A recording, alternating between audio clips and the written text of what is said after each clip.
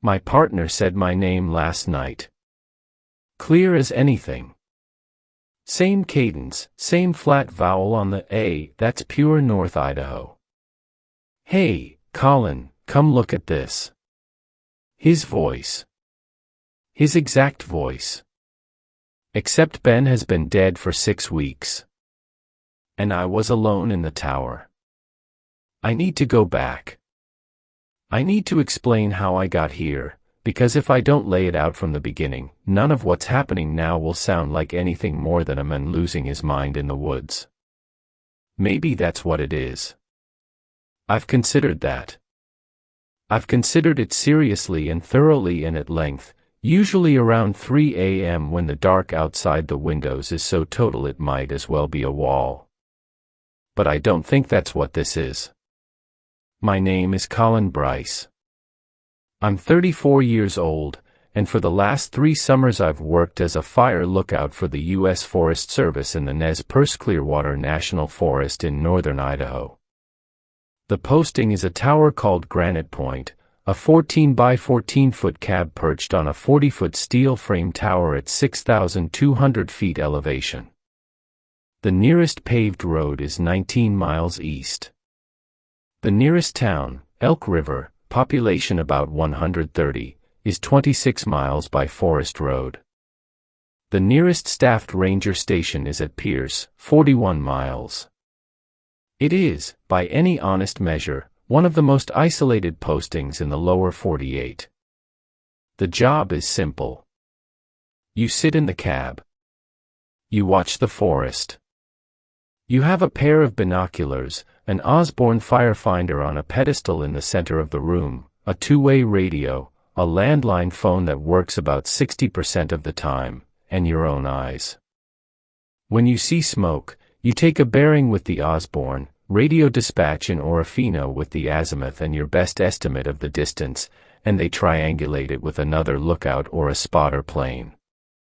That's it. That's the whole job. The rest is maintenance, weather observations, and solitude. You record temperature, humidity, and wind speed 4 times a day and call them in. You keep the cab clean. You keep the windows clean. This sounds trivial until you realize that dirty glass at certain sun angles can turn a shadow into a phantom smoke column and send a crew on a 2-hour hike to nothing. You haul your own water from a spring 300 yards downslope.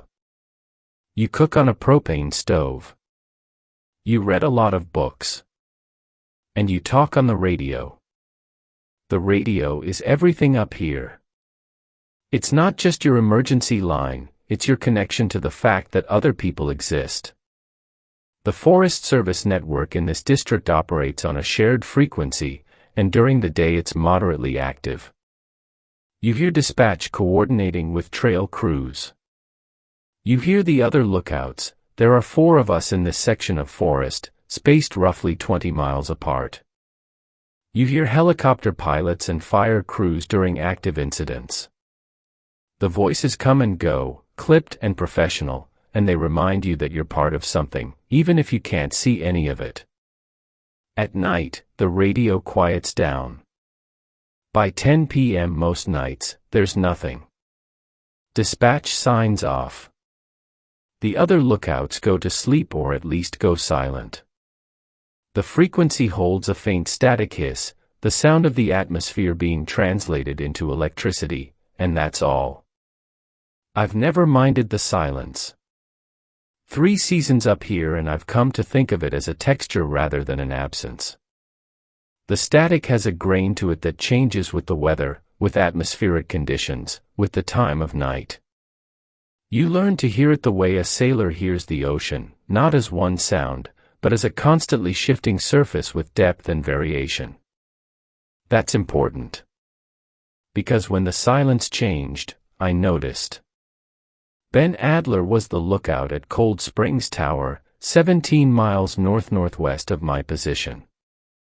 We couldn't see each other. The terrain between us is a series of ridges covered in dense subalpine fir, but we could talk on the radio, and we did, most nights. Ben was 51.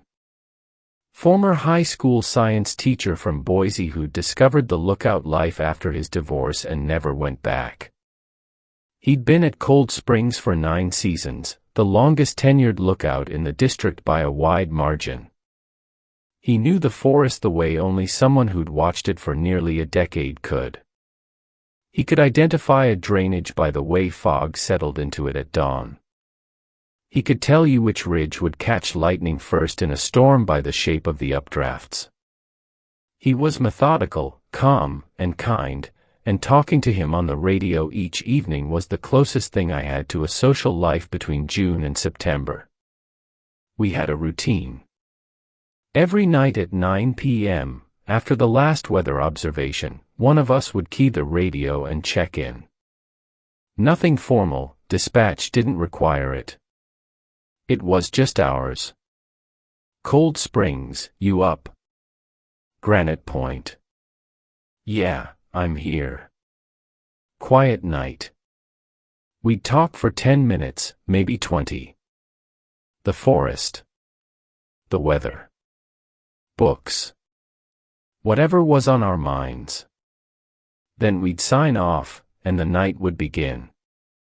On July 14th of last summer, Ben didn't check in. I waited until 9:15, then called him. No answer. I tried again at 9:30. Nothing. At 9:45 I radioed dispatch and asked if they'd heard from Cold Springs. The dispatcher, a woman named Linda who worked evenings, said she hadn't, but that wasn't unusual. Sometimes lookouts went to bed early. Sometimes they were away from the cab doing maintenance. She said she'd try him in the morning. I accepted that. There was no reason not to. At 10:20 p.m., my radio came to life. Not a voice. Not a call. Just a shift in the static. The hiss that I'd learned to read like water suddenly changed character. It thickened.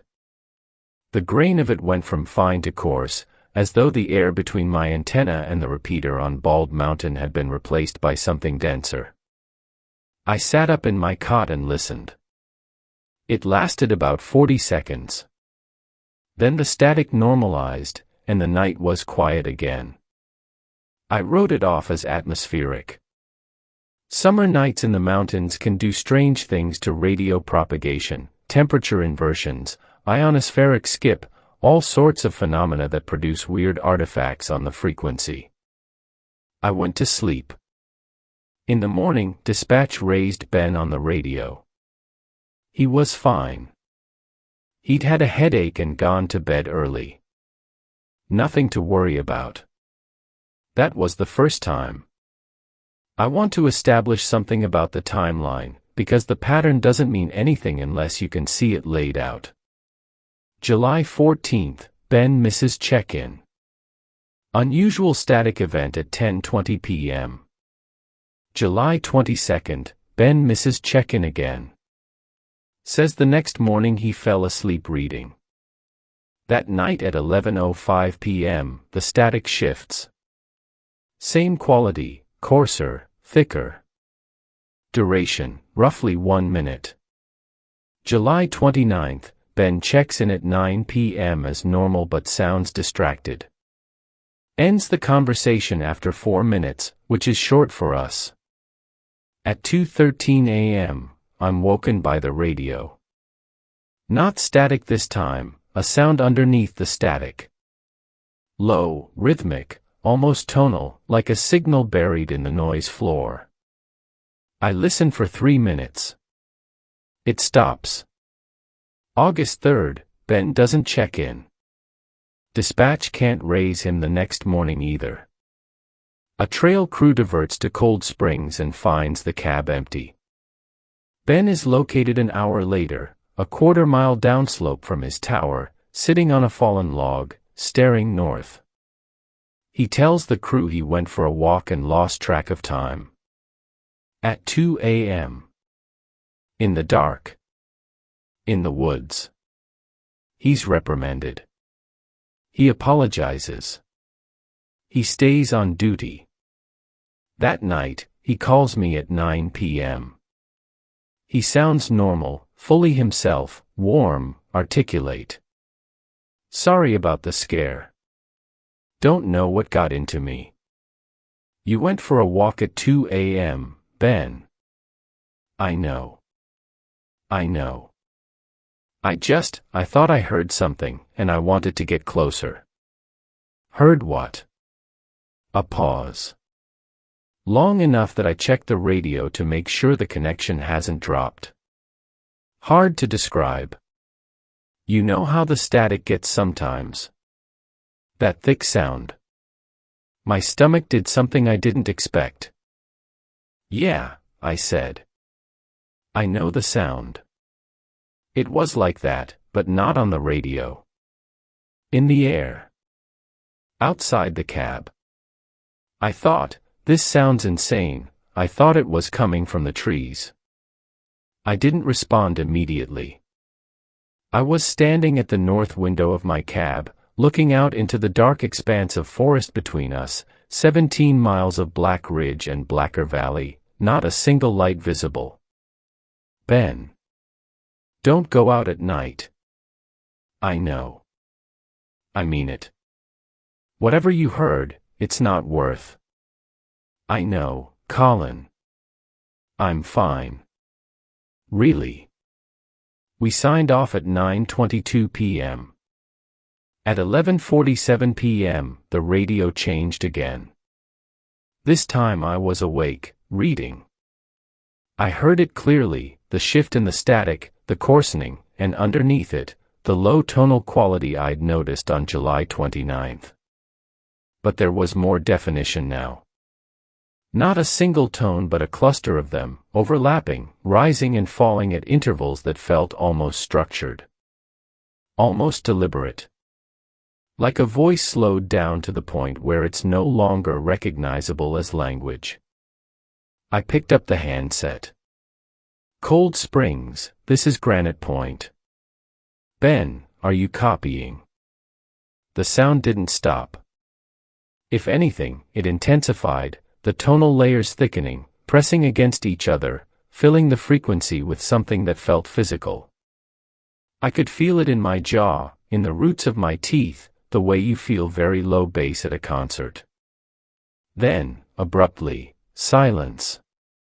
Not the return of normal static. Actual silence.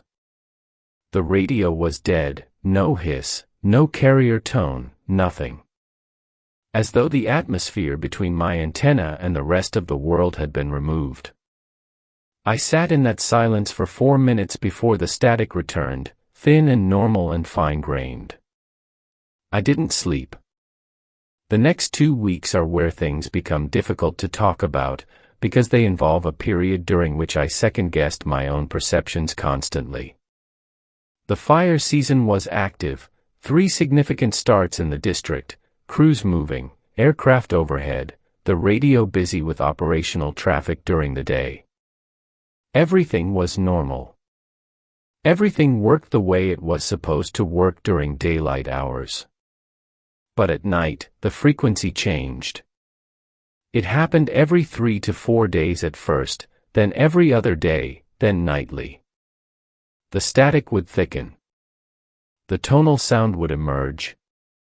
And each time, it was more complex, more layered, more structured, and longer in duration.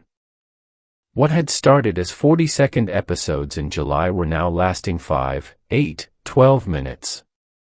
And they were getting closer. I don't mean the sound was louder, though it was. I mean the quality of it was changing in a way that suggested proximity.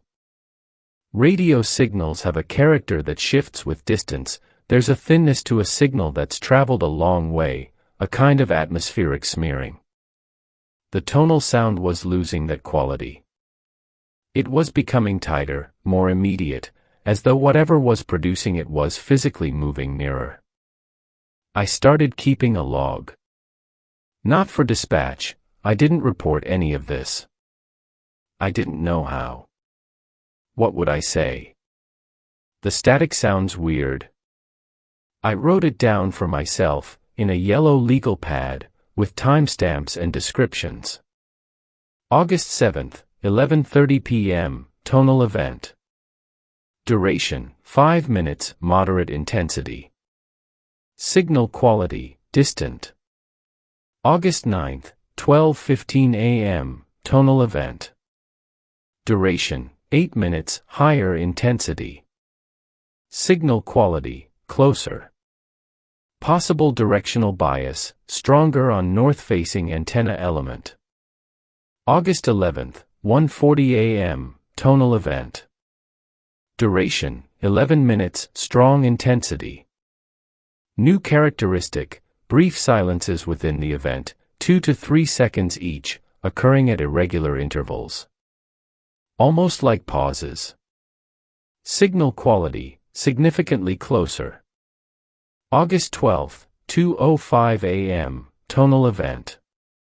Duration, 14 minutes, very strong. The pauses are longer now and more regular. Feels structured.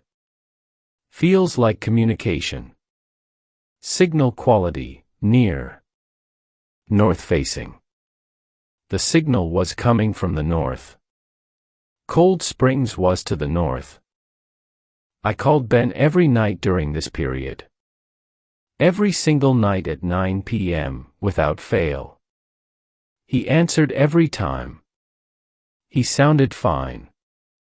We talked about the fires, about the weather, about the book he was reading, a biography of John Muir. He was fully himself. But I started to notice things. Small things. The kind of things you'd never flag if you weren't listening with the intensity of someone who'd been sleeping badly for 2 weeks. His phrasing was changing. Ben had a particular way of speaking, deliberate, with a teacher's instinct for clarity. He'd always been precise with language, almost formal. But in those mid-August conversations, he'd started repeating himself. Not obviously, not in a way that suggested confusion. More like he was cycling through a limited set of phrases that he knew worked. The same observations about the weather in slightly different order.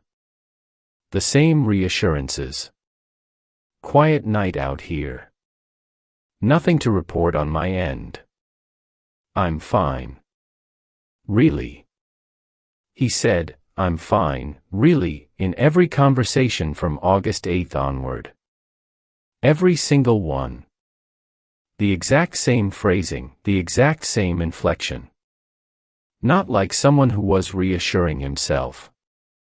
Like someone who had learned that those words, in that order, satisfied the question. On August 15th, I tested it. Ben, what did you have for dinner? Oh, you know. The usual. Nothing special. What's the usual? Pause. Rice and beans. Same as always. Ben hated beans. He told me in June a whole story about how his mother had forced lima beans on him as a kid, how the texture made him gag, how he'd rather eat plain rice than put a bean anywhere near it. It was a memorable conversation. He'd been genuinely animated about it, which was unusual for Ben. Rice and beans, I repeated. Yeah. Hits the spot. The voice was his. The cadence was his. The tone, the warmth, the slight gravel in the lower register, all his. But the person I was talking to didn't know that Ben Adler would never eat beans. I signed off at 9:11 p.m. and sat in the dark of my cab for a very long time. I need to tell you about what I did next, because it's the decision I've replayed more than any other. I called dispatch. Not on the radio. On the landline, which was working that night, a minor miracle. I called the ranger station in Pierce and spoke to the district supervisor, a man named Dale Whitfield.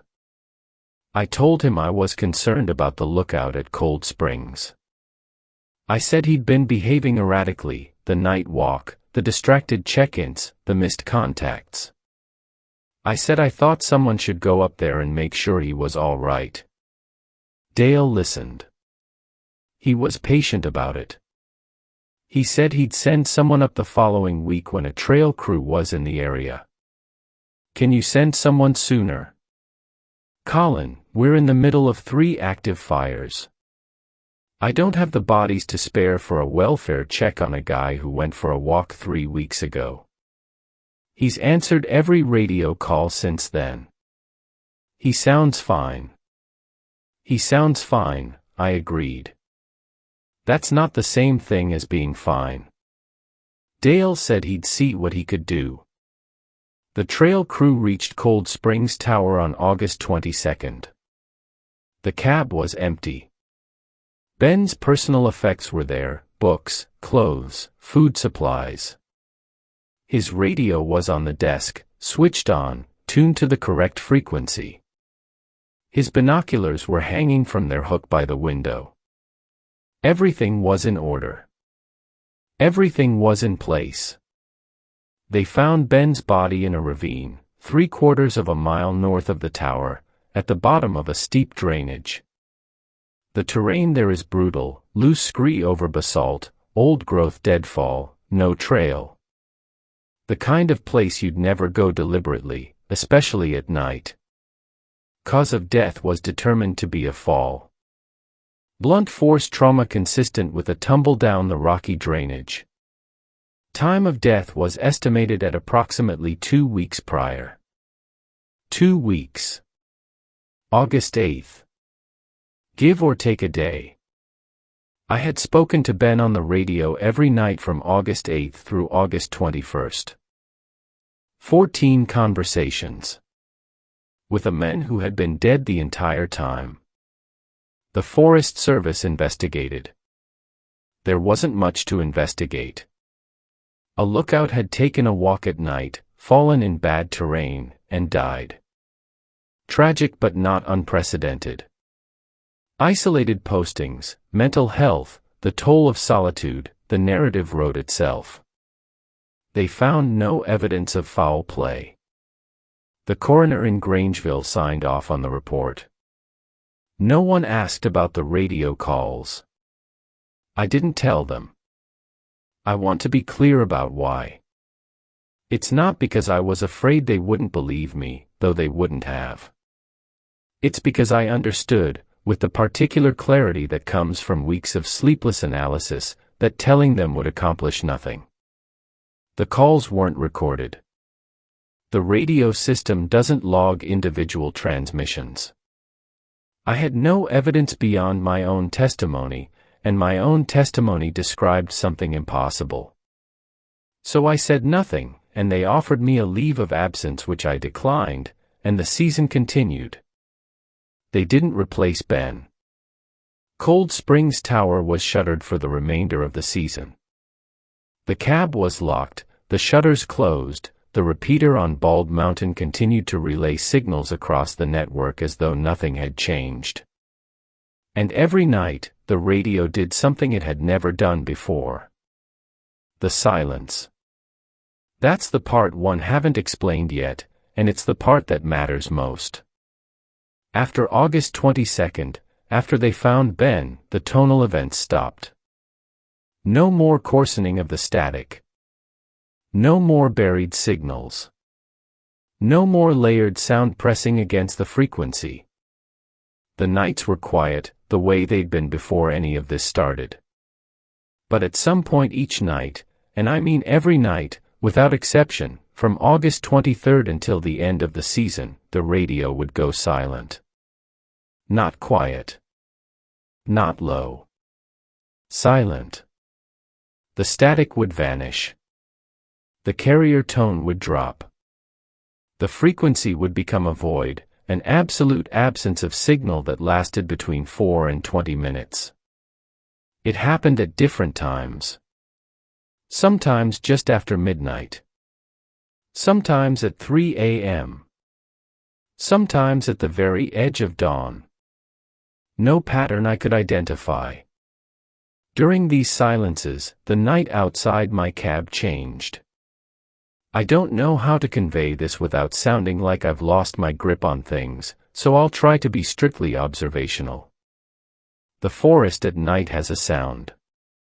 It's not silence, it's a dense, layered texture of insect noise, wind in canopy, the occasional call of an owl or the distant crack of a branch. You learn to hear it as a constant, a baseline. It's always there. During the radio silences, it wasn't there. The forest outside the cab went quiet. Not gradually, the way it does before a storm, when the barometric pressure drops and the insects sense it. Instantly. Completely. As though someone had sealed the cab in glass. The first time it happened, I thought I'd gone deaf. I clapped my hands. I could hear them, sharp, immediate, the acoustic ring of a small room with glass walls. My hearing was fine. It was the outside that had stopped. I went to the north window. I looked out. Darkness. Total darkness. No moon that night, no stars visible through the cloud cover. The forest below the tower was a black mass, textureless and deep. But not empty. There was a light. Very far away. North. Maybe 5 miles, maybe more. Distance is almost impossible to judge at night, especially in terrain this rugged. A faint, pale light that didn't flicker the way a campfire does and didn't move the way a headlamp would. It was steady.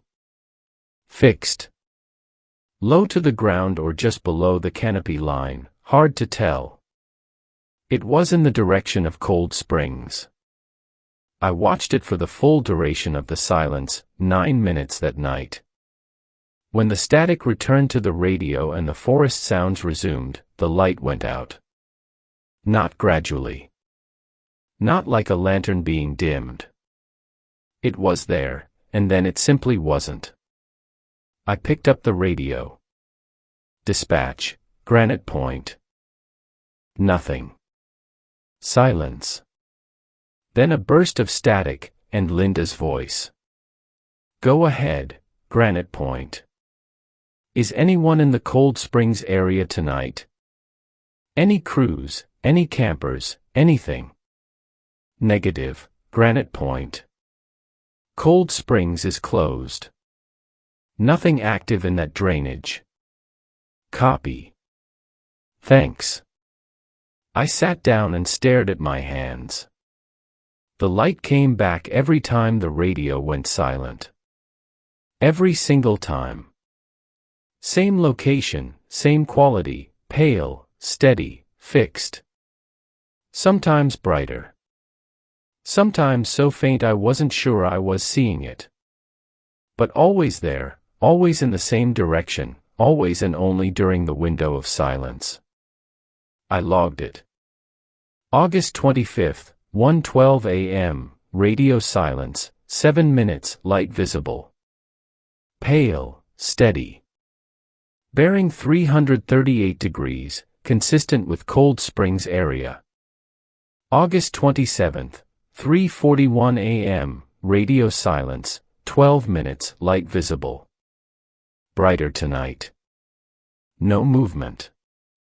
Forest completely quiet outside cab. August 29th, 12:50 a.m., radio silence, 16 minutes, light visible. Bearing unchanged. I timed the intervals of brightness, it's not perfectly steady. There's a slow, rhythmic fluctuation. Like breathing. September 1st, 2:20 a.m., radio silence, 19 minutes, longest yet. Light very bright. I used the Osborne firefinder to take a bearing, 337.5 degrees. Cold Springs Tower is at 338 degrees. It was coming from the tower. From a shuttered, locked, empty tower, 17 miles away, something was producing a light that appeared only when the radio, the only thing connecting me to the outside world, went dead. On September 4th, I did something I still can't fully explain to myself. I keyed the radio during a silence. The silence had started at 2:33 a.m. The light was there, bearing 338 degrees, steady. The forest was dead quiet. I sat in the dark of my cab. I'd stopped turning on lights during these events, though I couldn't articulate why, and I picked up the handset and pressed the transmit key. I didn't speak. I just keyed it. A carrier signal, nothing more. Broadcasting into a void. The light pulsed. One bright surge, then back to its baseline. I released the key. The light steadied. I keyed the radio again. 2 short bursts. The light pulsed twice. I put the handset down. My hand was shaking, but the rest of me was very still. The feeling wasn't fear. It was recognition. The feeling of a conversation beginning with something that has been trying to talk to you for a very long time. I picked the handset back up. I don't know what I intended to do, speak, maybe, or send some kind of pattern. Test it further. But before I could key the transmit button, the radio came to life on its own. Static. Thick, coarse static, the old kind, the kind I'd heard in July and August. And under it, the tonal sound. The layered, structured, almost voice that I'd spent weeks listening to. But this time it resolved. Not into words exactly. Not into language. But into a shape that my brain, desperate for pattern, desperate for meaning, interpreted as a voice. A voice I knew. Colin. My name. In Ben's voice. Clear as a bell in the dead of night on a frequency that had been silent for 30 seconds. Colin, come look at this. The exact phrase he used to use when he'd spotted something interesting through his binoculars and wanted to share it. A sunset, an elk herd in a distant meadow, the shape of a cloud. Come look at this. The most Ben sentence in the world. But the thing saying it was not Ben. I knew this because the voice, although perfect, identical to Ben in every technical dimension I could measure, had no breath behind it. No lungs. No air being shaped by a throat and pushed between lips. It was a reproduction. A signal arranged into the precise waveform of a human voice without any of the physical apparatus that produces one. It was the forest talking. Or something in the forest. Or something that the forest was. Using the only voice it knew I'd walk toward. Come look at this. I didn't respond. I set the handset on the desk and stepped back from it, and I stood in the center of my 14x14 cab and looked out the north window at the light. It was brighter now. Much brighter. And it wasn't fixed anymore. It was closer. Not by a lot. Not dramatically. But the bearing hadn't changed and the apparent size had increased, which meant it had moved, south, toward me, along the ridgeline. The radio spoke again. It's beautiful out here. You should come down. Ben's voice. Ben's warmth. That specific gentle insistence he had when he wanted to show you something. And I felt, this is the part I'm ashamed of, I felt the pull. Not metaphorically. A physical urge to move, like the feeling of standing at the edge of a cliff and sensing the void below you as a kind of invitation. Every part of my rational mind said stay. But something deeper, something that lived in the part of the brain that existed before language, was leaning toward the ladder. I wanted to go down. I wanted to walk into the trees. I wanted to see what Ben had found. I sat on the floor of the cab, put my back against the Osborne pedestal, and closed my eyes. I stayed there until the radio silence ended at 2:57 a.m., 24 minutes total, and the static returned, and the forest sounds resumed, and when I opened my eyes and looked north, the light was gone. I didn't sleep. I sat on the floor until dawn, watching the forest turn from black to gray to green, and I thought about Ben walking into the dark on August 8th, moving toward something only he could hear, not stopping, not turning back, because the thing calling him knew exactly which voice to use. 3 more weeks remained in the season.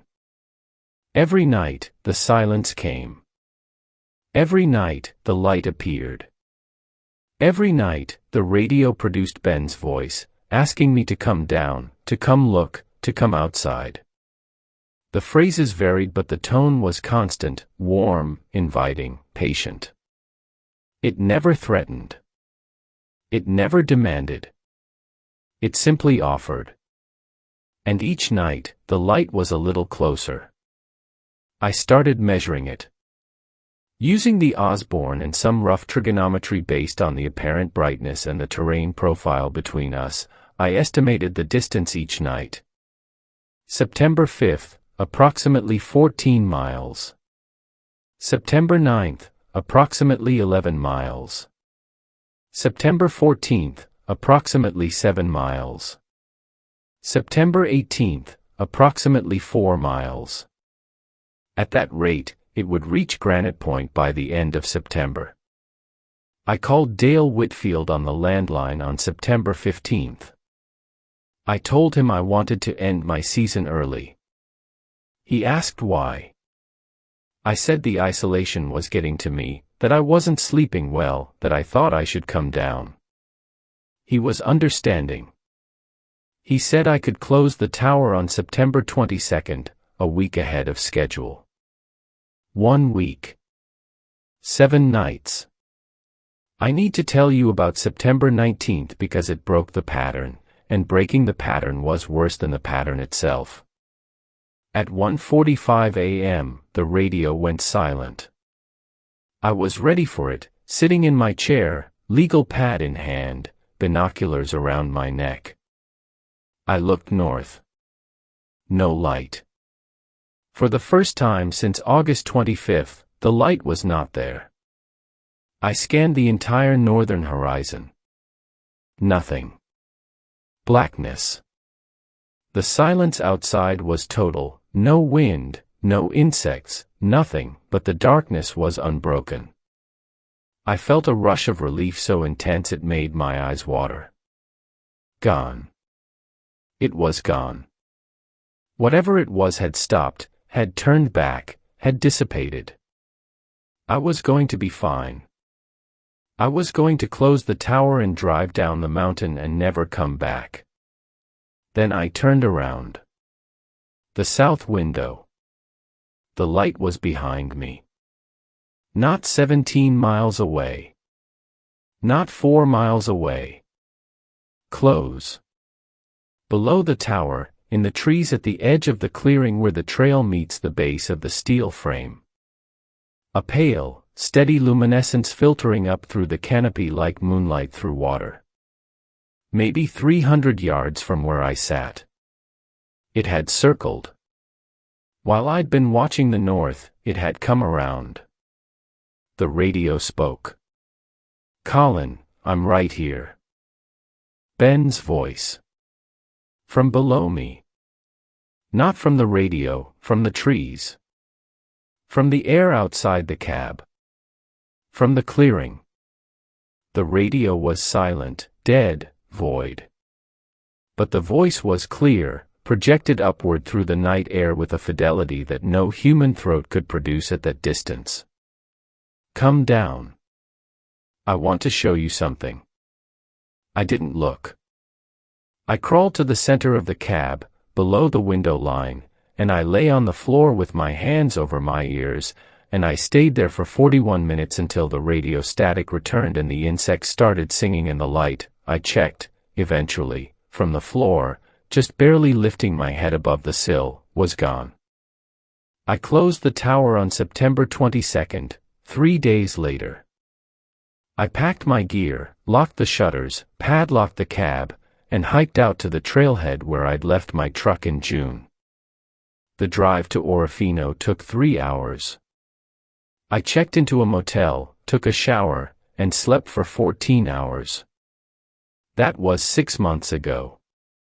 Here is what I know.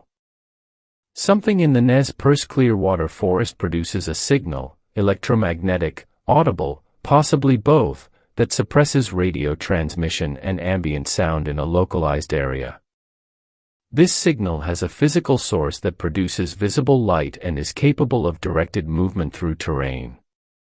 This signal, or the thing producing it, can replicate human voice with perfect fidelity. It learned Ben's voice first.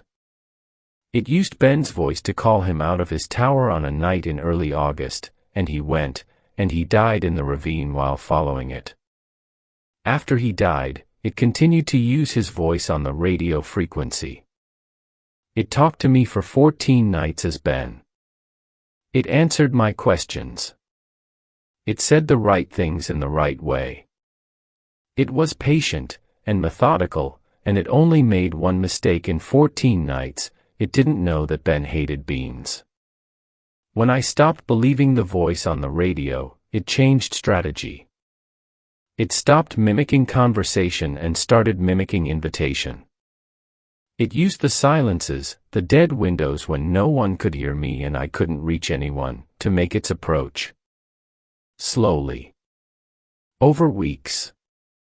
Always from the direction of Cold Springs, as if following the path of the voice it had taken. It got close. 300 yards from the base of my tower. Close enough to project his voice through the air. And if I'd gone down the ladder, I believe I would have followed it into the trees, the way Ben did, and they would have found me at the bottom of a ravine, and the report would have said fall, and someone else would have taken my posting, and on some night in July, they would have heard the static thicken, and a voice would have said their name. My voice. Because that's what it does. It collects voices. It takes them from people who walk toward it, and it uses them to call the next person. I don't know what it is. I don't know if it's a creature or a phenomenon or something the forest itself is doing. I don't have a framework for it and I'm not going to pretend I do. But I know it's still there. I know because 3 nights ago, in my apartment in Boise, 250 miles south of Granite Point, I was lying in bed at 2 a.m. trying to sleep. And the ambient noise outside my window, traffic, the hum of the city, a neighbor's AC unit, went silent. Total silence. 4 seconds. Maybe 5. And in that silence, very faint, as though traveling an enormous distance to reach me, I heard Ben's voice. Colin, I found something. You have to see this. The sound came back, the traffic, the AC, the city, and I lay there in the dark, breathing, staring at the ceiling. It can't reach me here. That's what I tell myself. The distance is too great, the signal too weak. What I heard was residual. An echo. The last fading remnant of something that's still sitting in the forest, patient and luminous, waiting for the towers to open in June. But the silence lasted 5 seconds. In August, the silences lasted 7 seconds before the light appeared. And it's only April. I have 2 months before fire season. 2 months before the towers are staffed and the radios come back to life and someone new sits in the cab at Cold Springs, alone, 17 miles from Granite Point, listening to the static thicken on a warm July night. I've written to the Forest Service. I've recommended Cold Springs remain closed permanently. I've cited structural concerns, access issues, budget constraints, anything concrete. I don't think they'll listen. And last night, lying in bed at 3:14 a.m., the silence came again. 6 seconds this time.